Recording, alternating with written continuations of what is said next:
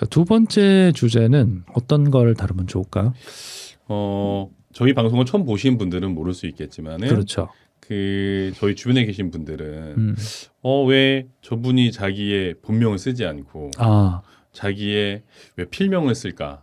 사실은 병원을 지금 형이 하고 있는 병원을 홍보하거나 또 형이 뭐 책도 쓰고 학회도 많이 하고 하는데 사실 자기를 알리고 병원을 알리기에는 좀 본명을 쓰는 게 좋은데 그렇죠.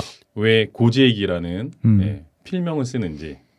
사실은 그런 질문을 되게 많이 받습니다. 이게 고재익이라는 이름으로 지금 굿라이프라는 채널에서만 녹화한 게 이제 60개 정도 됐어요. 한 채널에서만 60건 정도 되니까 제가 여기저기 방송국을 다니고 여러 유튜브 채널을 다니면서 찍은 영상들을 합하면 거의 이제 한 7, 80개가 넘을 겁니다. 그리고 방송국도 뭐 MBC 방송국에도 나가고 그리고 뭐 그런 식으로 많이 다니고 있는데 사실 제가 제 병원 바로 근처에 있는 방송국에 나가거나 아니면 제 고향인 대구 쪽에 갈 때는 제 이름을 씁니다. 네. 왜냐하면 저를 직접적으로 아는 사람들이 제 이름과 다른 이름을 보면 이상하게 느낄 테니까요. 근데 중앙에 이제 서울에 계시거나 전국에 보시는 분들 앞에서 제가 필명을 쓰는 이유는 첫 번째는 제 이름이 예전에 정치깡패 이름이랑 똑같아요. 예, 그렇죠. 네.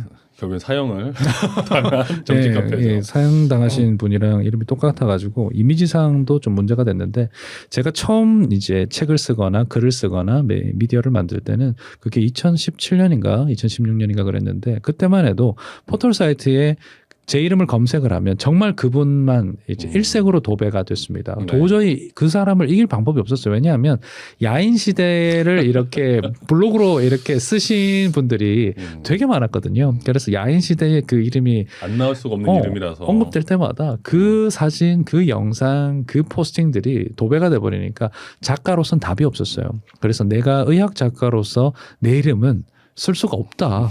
그래서 이제 제 영문 이름이 제이콥이니까 제이콥에서 이제 이걸 요렇게 저렇게 바꿔가지고 이제 고재익이라는 이름을 만들었죠. 고재익이면 고를 뒤로 던지면 제이코가 되잖아요. 네. 제이콥이잖아요. 그래서 그런 식으로 이제 만들어낸 이름인데 고재익이라는 이름을 네이버에 치면 실제로 다른 이름들이 거의 없습니다. 그래서 워낙 검색이 쉬운 이름이라서 사실 만든 이름이긴 해요. 근데 하다 보니까 책도 쓰고 발표도 하고 이러다 보니까 저도 제 이름에 대한 욕심이 나죠. 네. 그래서 제 이름을 쓸까? 이제 내 병원 이야기를 할까? 근데 그러면서 제가 알게 된 게 뭐냐 하면 제 이름으로 제 방송을 하는 상황에서 제가 비뇨의학에 대한 다양한 정보를 드리고 싶잖아요. 네. 그러면 이런 케이스 저런 케이스를 이야기를 할 수가 있겠죠. 근데 네.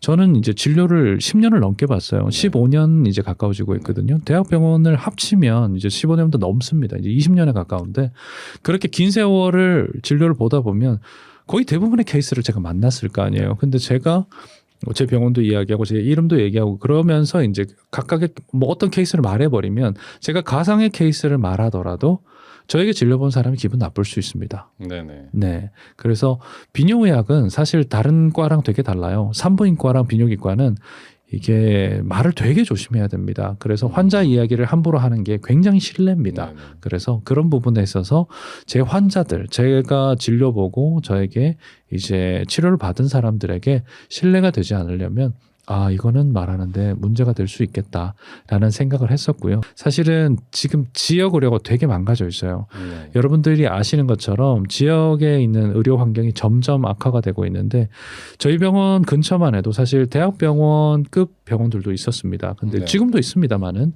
과장님들 수가 자꾸 줄고 있어요. 그러면 대학병원이 가지고 있던 그 많은 거기서 수용할 수 있는 인원들이 이제 밖으로 나오실 수밖에 없잖아요. 네. 그분들이 이제 점점 저희 병원으로 오시는데 이런 얘기를 하면 그런 얘기를 해요. 병원에 환자 많으면 좋지.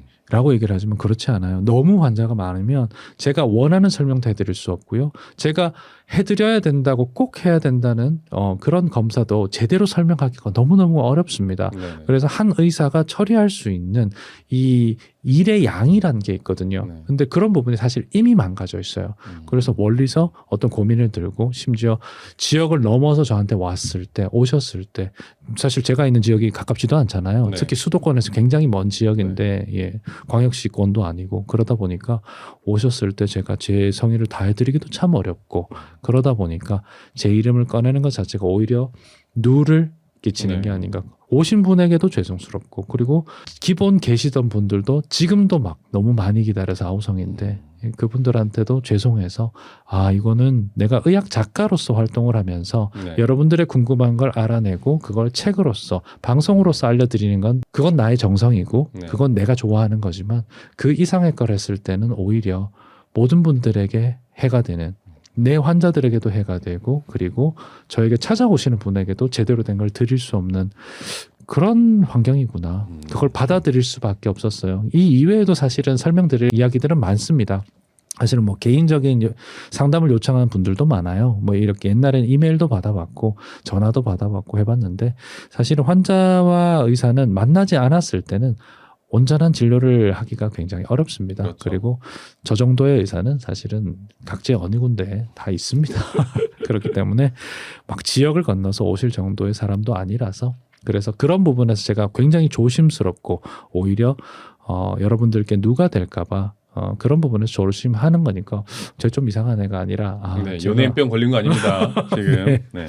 네, 저도 제 이름이 편합니다. 그렇지만 이런 뭐 조심해야 될 부분이 있는 것 같고 제 환자에게 누가 되지 않고 롱런하고 싶어서 네. 길게 계속 책도 쓰고 여러분도 만나고 싶어서 이런 어떤 약간의 거리감의 장치가 있다는 거를 알아주시면 좋겠고요. 뭐 언젠가 기회가 된다면 사실 지역별로 찾아가서 어떤 토크쇼 같은 거, 좋죠. 네, 그런 거 네. 같은 거 강의하고 나서 뒤에 뭐 따로 간단한 상담할 수 있는 코너 이런 것들을 마련해 보고 싶긴 해요. 네. 왜냐하면 실제로 보고 저랑 상담하고 싶은 분이 있을 수는 있잖아요. 네. 근데 멀리서 찾아오는 거는 그렇지만 제가 그 지역에 갔을 때는 또 잠깐 뵙는 건 어렵지 않겠죠. 그래서 그런 부분에 대한 생각은 가지고 있습니다.